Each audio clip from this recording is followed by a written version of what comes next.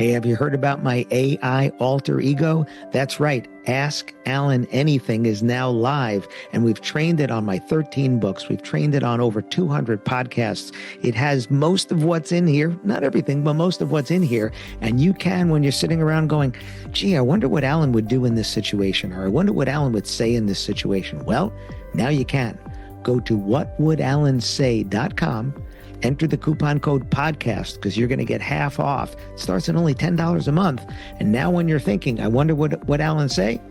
Now you can actually ask. Go to whatwouldalansay.com, enter the coupon code podcast, and start asking me anything.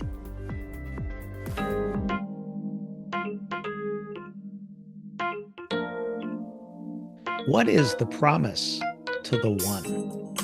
Listen to this episode and find out. Welcome to another episode of the Wedding Business Solutions Podcast. I'm your host, Alan Berg. I'm a speaker, sales trainer, consultant, author, and I help businesses like yours sell more, profit more, and have a little more fun doing it. Enjoy this episode. Hey, it's Alan Berg. Welcome back to another episode of the Wedding Business Solutions Podcast. I am so happy to have my friend Jason Hewlett on to talk about his book and many other things. Jason, how you doing? I'm great. Thank you for having me, brother. Well, thanks for coming on. Your book was referred to me by a mutual friend, Rob Ferre. And I said, who else do we know in National Speakers Association that I should read their books? He's like, you got to read Jason's books. Like, okay, I read Jason's book. So I listened to your audiobook. So thank you for reading your book to me. I appreciate that. Yes, sir. I'm glad you did the Audible. That's actually the best way, I tell people. So good. It is, especially when I know the person, because I hear your voice there. And a little side note for people, I already told Jason, I always listen at 1.35 speed because I'm from New York. I live in New Jersey, and you need to talk fast to me. I had to slow him down. Not less than one speed, but I had to slow you down. So it was great. So first of all, just tell people real quick, what is the book about? Well, in the speed you should have listened to it, it would have been like, no, but the book is about the promise to the one. And I've spoken about promises for the last about decade. I like to say, why set a goal and you can make a promise? And that's not to say goals aren't important, because they are. But if you've ever set a goal, you just miss it and you set another one. But if you make a promise and break it, that's a one and done. So I talk about the various promises we make to, and I'm a performer. So as a speaker, I say the promise to the audience, the promise to the family, the promise to the one. There are three elements of the promise. And really, the promise to the audience is your clients and customers. The promise to the family is the people you work with and at home. But the promise to the one is the one that we deny the most, or not really focus on, because it's easy to break a promise to ourselves more than anybody else. And so that's why I started with that book, and there will be more coming soon. Well, that's great. That's great. And so many great stories in the book. Talking about when you were on mission. I was trying to picture you guys running in the rain, in the mud, and I'll let everybody listen to the book to hear the stories about this stuff. But the one that really stuck, because I see you as a performer. I've seen you perform. You're amazing. But you had an opportunity you had the opportunity to be in Las Vegas, to be, on the big stages, but that wouldn't have been true to the promise, right? Right. Yeah. So the story is, and I appreciate you enjoying that story. In fact, you know what, Alan? I never shared that story until a few years back when I was meeting with a speaking coach who said to me, Jason, why are you so worried about doing your show clean all the time? Like, what's the big deal? Who cares? And I was like, well, I have this thing inside of me that says that I can't do it where it's going to be something that's too adult. And she said, what does that mean? And I was like, well, I made a promise to myself a long time ago. It would always be a family-friendly, G-rated Las Vegas experience. And she was like, and how did you come to that? I mean, she was a great coach to be able to mine this story out of me, because I had never shared what really happened. In the early 2000s, I was in my 20s, early 20s. I got the opportunity in Las Vegas to perform there, and people saw how good it was and how accepted it was. There was a guy named Danny Gans who was my hero. He was a musical impressionist. He could do amazing comedy and perfect impressions. He looked the part. He sounded the part. He was an excellent good man. And he had signed a $150 million deal at the Mirage in the 90s as an unknown entertainer, corporate entertainer turned Las Vegas Strip headliner. And I remember seeing him, and Alan, I remember thinking, this is what I want to do with my life. I mean, that's it right there, because it was Mhm. inspiring and it was hilarious and it was awesome. So I put together a show that was very much like his, just one impression after another. I'm flying through, and you know these artists, Smokey Yeah. Robinson. I'd do all like a Motown set. Smokey Robinson, Diana Ross, Stevie Wonder, The Temptations, The Four Top. Like I'm going through all the greats in one set of things that was really an impression of Danny Gans doing them. And he was a generation past me, but I was in my early 20s just trying to be like him. Within a couple of years, I was being offered to take his place, which was crazy because he was moving into the Wynn Hotel, and within a couple of months, he was gone. He passed away, but which was tragic in Las Vegas and for the world because he was such a bright light. But before that all happened, they were saying, "Who's next?" And I guess that they thought it was me. And so the people that brought him to Las Vegas were saying, "Hey, in your early 20s, you're going to be the next guy. We'll put you on billboards, taxis. We're going to manage your career, but you're going to have to change a few things." The new Mm. slogan in Las Vegas at the time in 2004 was, "What happens in Vegas stays in Vegas." So they went away from their 90s attempt at family friendly. Mhm. When Danny got there, by the time I got there, they wanted it to change. And my whole thing was that I wanted it to be family friendly, and they didn't want me to have all of these characters in there, like Alvin and the Chipmunks. Christmas, Christmas time. Like I do all this weird stuff, right? And I do these funny faces and Yeah. and and comedy that they were like, it's just a little weird. We need it to be more adult, more kids wouldn't be coming to this show. Man, the further I got down the road, the more I realized I was like, they're not going to break their promise to their audience. That's what the Mhm. audience wants. I can't break the promise to myself. Right. And my wife and I chose to walk away and go back to our very quiet life in Utah as a corporate performer. And that was a great decision, although it was a very hard one, right? Right. So Right. that's And the that, story. yeah, but again, there's the promise to yourself. Are you being true to yourself? Yeah. Um, I think when I was reading the book, it reminded me of times in my life where I'm by myself thinking about something and going, I know what the right thing to do right now is, and that's what I have to do. It might take me more time, it might take me more money, but if I'm going to deliver what I promised, whether it's to myself or someone else, I got to do it right. I have to do it right. I don't, we don't do halfway. And the people listening, a lot of them know my story, why I'm in the wedding industry. I was in a job, I was making really good money, company car, paid benefits, and hating going to work every day because Mm. I felt no integrity in the job and what I had to do. But I had to do a good job because I also knew that my parents always said, you take a job, you do the best you can. You never do a bad job. If you don't like the job, you leave. You don't do a bad job. You don't stay and do a bad job. You don't check out. Um, and You probably never heard this, but I took a job in a new industry I knew nothing about. Cold calling, which I had never done, outside sales, which I had never done. I had to buy a car because I had a company car to give it back, and my wife was pregnant. Oh my Right? goodness. Oh, Yeah. and it was straight commission. It was no salary, no draw, no minimum, no guarantee, no anything. Wow. But again, if I think back using your phrasing here, the promise was I know I can sell, but I cannot do this job anymore because it's eating me up. I'm never home. Our son's turning 3. My wife's pregnant. Oh, and by the way, the kid she was pregnant with, his son is turning 9 soon. That's how long I'm in this industry now, right? Yeah. So, but again, that was a moment where I actually uttered the words, and this is going back to your story.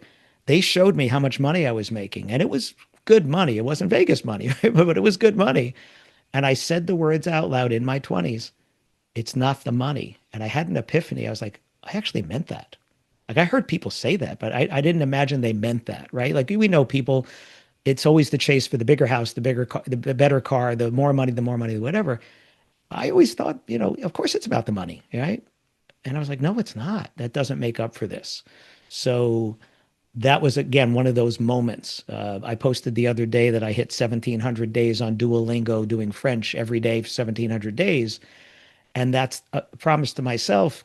If I don't do at least a little every day, I'm not going to get better at this, right? I don't know what the end is. I'm not going to get better.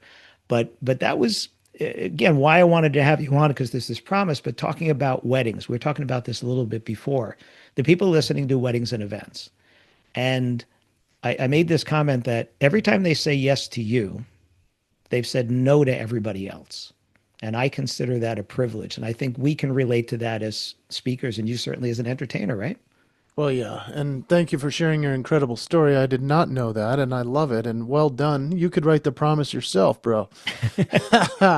And so when it comes to the wedding industry and as well as performance and so forth, yeah, they are saying no to everybody else, and I consider it such a privilege to get the chance to be on stage anytime. And there are times when you get to a gig and everything goes wrong. Everything goes wrong on the way to the gig. Maybe even landing the event itself is horrible. Going to the event could be terrible. And then when you're at the event, all things could go bad. Now, but what's your promise?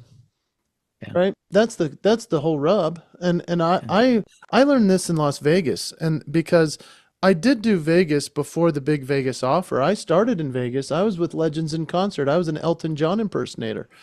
And that was at Legends in Concert. So I got to be, can you feel the love tonight? And I'm singing in my early 20s, looking out at an audience of asleep, drunk, down and out people that got the tickets because they just stayed at the hotel. Right. Now, this is the worst audience you can fathom, right? And I'm like, I remember performing out there, looking in the audience, thinking, how are the people that I'm performing with doing this every single night? Like, this would suck your soul. Yeah. And then they would tell me, they were like, dude, whether there's one person or 1,000, perform as if it's your last opportunity. And I thought, well, that's an interesting way to look at it. And so in my early 20s, I learned quickly, perform as if it's the greatest opportunity you've ever had, because that one person watching might say, I needed this, and this is going to help me live through to tomorrow. I was like, okay, that's a big promise, right? So I would show up at every single event, and my promise was, I'm going to give 100%, no matter who's watching, no matter who likes me, no matter how terrible the drive was or the client was. And that has been my mantra for my entire career. And I believe, although I'm good on stage, I'm good. I'm very good at what I do. But I believe a lot of it comes down to that lesson of learning, be 100% no matter who's watching at every single event, and you will succeed. Yeah. I have this thing I learned it doing martial arts, Mm. not striving for perfection. Yeah. And and I thought we were trying to do the perfect punch, the perfect kick. I mean, I was a second degree black belt. And the master said, no, because if you achieve perfection, you can't improve on it. So I always say that I want every time I'm speaking, training, whatever it is, I want it to be the best I've ever done, but not the best I can ever do, so that the next one will be better. And that this is the best. I hope this is the best speech I've ever given, but not the best I can ever give. And again, it's the promise to the audience, the promise to myself to always be growing, right? I joined National Speakers Association because I went to a speak. I was vice president of sales, the largest wedding website in the world. And they booked me to speak in Montreal at an event. And there was no trade show. There was no booth. We couldn't hand anything out. And I was like, why am I going? And they said, well, we told them you're going to go. I said, but we have no marketing opportunities. They said, well, we told them you're going to go. And I'm like the little kid, okay, I'll go. And I think I had to fly in from Denver. And I had my wife meet me up there because it was at the Fairmont Queen Elizabeth where John and Yoko had their bed in. I Yeah. was like, you know what? It's a nice hotel. Just make the drive up. So she meets me up there. And I'm literally like, what am I here for? I get on stage. I spoke. I get off stage and somebody said, Alan, that was a great speech. You're a great speaker. Are you a member of the National Speakers Association? Mm. And I said, what's that? And why should I care? Because I didn't identify as a speaker. I identified as vice president of sales of this company. And it's because of going to that gig and giving it my best that 18 years later, I'm a member of NSA. I'm a CSP. I'm a fellow of the PSA UKI and a global speaking fellow because somebody said, I really appreciated that. You should do this. And same thing, right? It's the promise. So I think with weddings and events, you hit the nail on the head. The traffic, everything is wrong. You need a flat tire on the way there, all these things. But when you get there, it's not their problem. No. It's not their problem. And I use the words it's a privilege every time they say yes to us because there's no law in the world that says you have to spend money on a party when you get married or a bar mitzvah or a quinceañera or a sweet 16 or a communion or a christening or go down the line. We do that because we want to celebrate with the people that are important to us, not because we have to. That is a privilege every time. And that promise where somebody the other day sent the thing to me, said, what do I do about this? Bride comes up to me in the middle. I'm playing a song and she's like, that's on the do not playlist, which it wasn't. Okay. It wasn't, Oh, but man. he apologized quickly, turned it off, right? What do? Do you say she's wrong? Yeah. Right? Again, you're happily married for a long time. I am as well. It doesn't work out to tell anybody that they're wrong. It's Especially Bridezilla. yeah, Yeah. yeah, yeah. Well, in the middle of the song, or as when my son got married last year, part of my very short speech was that every day you wake up and you have a choice. Yeah. You can be happy or you can be right. Yeah, there you go. So to choose wisely. Um, so in weddings and events, the idea of the promise, it's the promise to what would the three be there, right? It's the promise to themselves, Yeah, it's the right? promise to the one, it's the promise to the family, and the promise to the audience. And so, when it comes to the promise to the audience, that's your customer, that's the client, that's the person paying for you to be there. If you don't deliver, then man, you have broken the promise in a major way. And if you Right. make your problems their problems, then that's not good business. You will not be referred again. You will not have more opportunity. You will crush your own business by making it their problem. So show up, do your job, be your best. And that sounds like such basic 101, but for some reason common sense is not very common. And so what is your promise to the family?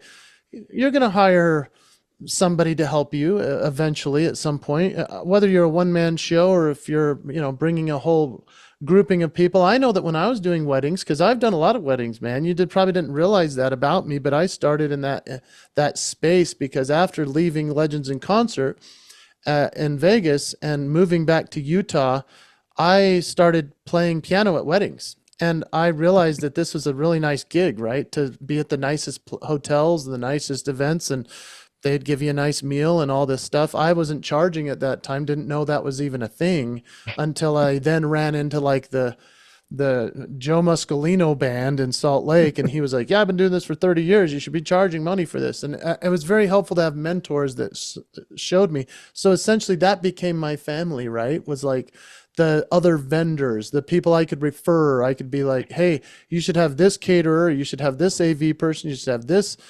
Wedding trio, because I'm not a trio, and all of the different ways that they almost became a family around me to be able to refer them.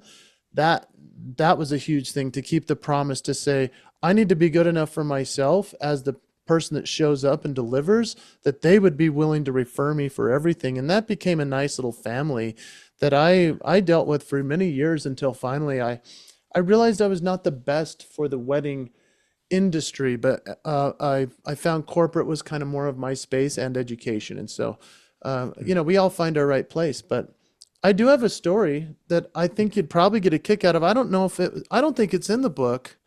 A guy saw me at a corporate event. It was called the Elton Awards. It was for Juice Plus. It's a big multi-level company. And he saw me as the MC. And I did Elton John because I was like, I don't know why it's called the Elton Awards, but here's Elton John. So I sang as Elton John. And he was like, oh my gosh, that was amazing. He goes, you need to come do my wedding. And I hadn't done a wedding for like 5 years, 6 years. And I said, oh, dude, I don't do weddings anymore. And he goes, well, it's in Paris. And I go, what time? So he flies me to Paris, France with my wife. And they get married in a small town called Sarlat. Sarlat, Sarlat, which is like a medieval town in the middle of France. And so flies me there. He wants me to foil the audience. And he introduced me as his wacky roommate from college. And so I stood up there with my Elton John wig, which is like an old mop top, and I acted like I was drunk at this wedding because he and his bride wanted to fool the whole audience. And so I stood up there and I'm like, hello, everybody. It's great to be from, England and come over here. So I did this just ridiculously bad accent. I pretend I'm drunk and I said, I want to sing a song to my favorite friend. And I started singing, Can You Feel the Love Tonight? And then I sing it perfect like Elton John. Mhm. Right. And the crowd goes crazy, like, what is happening? And then I go, just kidding. And I whip off my wig and I go into Ricky Martin and then into the Bee Gees and Staying Alive. The crowd, we just had like a party for a half an hour. So that is the last wedding I did. I believe it was over a decade ago, but it was in France. It was worth it. That was so Yeah. fun to keep a promise like that to that guy. But But that's a fun one, right? well, again, he saw something, but it also checked all your boxes because there's you and your wife in France, right? You gave it your all, certainly, and and I think it's funny. You're pretending to be drunk, and you don't drink, but you're pretending to be drunk, right? Which is, I'm picturing this because I've seen you do Elton John, right? Yeah. I've seen you do Elton John, and I'm picturing you in France, and that would have been wild. So yeah, Yeah, it that's was at a great. castle, at a vineyard, in the top of the hills. I mean, it was just, it was unbelievable. It was one of those Yeah, miracle gigs that you get that aren't every day, that you say, I will compromise some of my normal business practice, which is like, I don't do weddings anymore, but oh, well, this meets something I would like. I haven't been to right, France, you know, right, and I just appreciate those types of opportunities and that someone would be so creative to think, let's pull one over on the whole audience. And by the end of the night, I'm playing the piano man at the piano that was in the middle of this castle. I mean, dude, it was so rad to think that like all of us have this opportunity to have these types of experiences if we show up on our best and keep our promise at every event, and right. we kill it every time. We're going to get opportunities we never dreamed being in this business. Yeah, It's but I it's think like a fantasy world that we can create out of keeping a promise to our client. I think it's also important to keep your eyes open, but you've at different points in your life, you've also said no, no, Oh yeah. because it doesn't keep the promise. And I think that's important as well. I know it's harder when we're new in business and money's tight. And listen, I started in a business that I knew nothing about and never done outside sales, cold calling, any of that stuff. Yeah, you ate what you caught, right? That was it. And you get to a point where you look at an opportunity and you make the decision, does it check my boxes? And I know for me, I haven't done it a lot, but occasionally where I put the money, it was like, wow, that's good money. It was disingenuous because I was doing it for the money. I wasn't doing it for the right reasons. And early on, I used to get paid after I spoke or whatever, and now I always get paid in advance because I don't want it to be about, oh, and now you owe me a check, right? I got the money, it's done. The webinar that I've done with the least amount of people was I had one person on the webinar, and it was actually an NSA chapter. It was the Pittsburgh chapter. They recorded it so other people could do it, but I literally had one person on. I always tell people I always record like there's only one person, right? But that time I didn't have to pretend because it was only one person. But I've also had people comment to me where I've shown up and there's 20 people in the audience, and afterwards they're like, "Wow, you just like brought it." I was like, "That's all I know how to do. Hmm. I only know how to bring it. That's what it is." And I've had thousands of people in the audience, and yes, I'm going to bring it there too. Personally, it's cool to be on stage with thousands of people, but I'd rather see the faces of the 50 and interact with them. To me, I enjoy that. And I've had times where the money wasn't, what the money wasn't what it was supposed to be, but something felt right about it. And then you go and then you met somebody, and then it led to something else or this, or you know what, you just had a great time. You had a great time and it was good, and that's okay too. So, but all right. So last story. You're you told me a story about what you're doing now, which is you're not doing so much speaking and entertaining. If you're watching the video, you can see Cardio Miracle over his shoulder over there, underneath a wonderful family picture. Although, how long ago was that? That was a good, well, at least a decade, man. No, I, those kids are all moving away now. It's I was crazy. going to say those are college kids, and then some. Now those are little there, but so you took a shift that you probably 5 years ago never thought you would have taken, right? Right. Yeah. And So, and you're yeah, working with your dad. my, so, a couple of years ago, My bonus mom, my dad's wife, came to me and said, "Hey, would you mind looking at our company? Because I've been teaching the promise at corporate events as a keynote speaker now for a decade, wrote this book. It's been killing it. Everybody has a great time because I mix in music and comedy impressions into a leadership keynote message to help people discover their signature moves essentially and say, how do you keep the promise with what your signature moves uniquely are for you? So it's fun because I'm sharing musical voices that they all know. It's like, and I think to myself, what a wonderful, what's your voice, and so then they're laughing, but they're also learning. And I teach the ICM process, which is identify, clarify, magnify your gifts and skills. And if you don't, then you're breaking the promise. So I bring that into a corporate setting. I bring that into consulting as well for companies. My bonus mom asks, have you looked at your dad's company lately? And I said, I take the product every day. It's Cardio Miracle. It's the best health supplement product you can take in terms of nitric oxide, which is a miracle molecule that helps relax your blood vessels and it helps with cardiovascular disease. And so I looked at the company and I was like, this is an amazing product, but let's look at the operations. Let's look at the marketing. Let's look at the sales. And my dad's a masterful salesman. He's the formulator of this. He does not have a background in health and science and these types of things, but he's a smart guy. He almost was killed on the operating table in the midst of an appendectomy gone bad, and they were telling him he needed to have a quadruple bypass. He decides to crawl out of the hospital and create a product that could help him therapeutically naturally save himself. And so, I mean, it's a crazy story, but it's now saved millions of lives, which is an amazing thing. It's a multi-million-dollar health supplement company, not an MLM or direct sales. But what's fun about it is that now I get to help people to not only feel happier when I'm on stage and make them feel joyful about their purpose and their promise, but also I can, on top of that, with my dad's company, help people with their health. I mean, when we're not healthy, we're not happy. Pretty darn hard to delineate between the two. And when we can find a way for whether it's a genetic issue that we, may just have inherited, or if we've brought it upon ourselves to eat too unhealthy or just have challenges in that way. Maybe you had a surgery recently. You do need blood flow to that area. You do need to continue to fix the internal pipes as best as we naturally can. We know that medicine has its place and time, and I'm grateful for that too. But then there's also like, what can we do for ourselves? And I believe that there is a promise within saying, I'm going to do everything I possibly can to have the healthiest life, not only for myself, but for my family, for my legacy, for what I want to leave on this planet. And so Cardio Miracle, that's become part of our mission. As I jumped into that world with my dad, it also was like a juggernaut for me because I'm a speaker for corporate, I'm an entertainer, and I go do all those things. But then now I'm also consulting and helping his whole team, which has become mine. I'm now the president of the company, and I'm grateful for that. Man, I'm just excited about being a part of this and doing something with my dad where we were a little estranged for a while with some of the decisions he made, some of the things that I responded to it as a 20 and 30-year-old. Now in my 40s and he's in his 70s, it's a miracle that we have come together in Cardio Miracle as a father-son duo, and we can go out to the world and spread joy through health and wellness. It's a wonderful promise for our family. But to me, the beautiful part was you were estranged for a while, and now you're working with him and your brother, all kind of rowing in the same direction.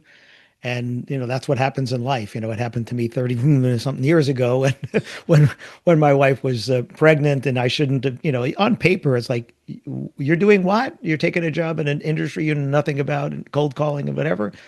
But when it feels right because it's checking those boxes there. So I think that's the wonderful part to me, is that it brought you closer together. And then I didn't know about your brother. That's even better. Yeah, That it brought us together, and we get to work together every single day. There's nothing better than working with family if it works. Yeah, my wife and I published 2 wedding magazines out of the house for 5 years, and he said I used to say it worked really well because I left every day to go make sales, and she stayed there and ran the operation. So that worked there. So, but Jason, thank you so much. Again, the book is The Promise to the One. You can see it in the show notes. You can see how to connect with Jason over there. I don't think you gave me any links there about Cardio Miracle, but since we spoke about it, why don't you send me those? I'll add those to the show notes as well. If somebody wants to find out some more, that wasn't what this was supposed to be No. about, but Yeah, I appreciate you even asking, man, but it is a family story and I appreciate it. yeah, It's one of reconciliation and promise. And yeah, so Cardio Miracle's cool, cardiomiracle.com. But I just really appreciate your good work. You're a good man. yeah, You raise the bar for all of us because of the way that you live within this, the wedding portion of life, but also like it's not solely the wedding thing. Like you're like a masterful businessman. You're a great musician. You're somebody we all look up to. You care about what you present to the world. You're always so authentic and giving. I just really appreciate the man that you are, and you level up everybody that gets to interact with you. So thanks for being one of my favorite follows on social media anyway, right? Thank you, Jason. I appreciate that. Thanks everybody for listening. Be sure to hit the subscribe button. Catch you on the next episode. Hi, it's Alan Berg. Thanks for listening to this episode of the Wedding Business Solutions podcast. If you have a suggestion for a future topic or a guest, please go to podcast.alanberg.com and you can make your suggestion there. You can also do it at Ask Me Anything, which is a button on that page, or just email me at alan@weddingbusinesssolutions.com. And if you'd like to find out how I can help you with sales training, website review, consulting, or speaking for your group or organization, possibly at no cost to the organization, contact me directly, alan@weddingbusinesssolutions.com. Thanks again for tuning in.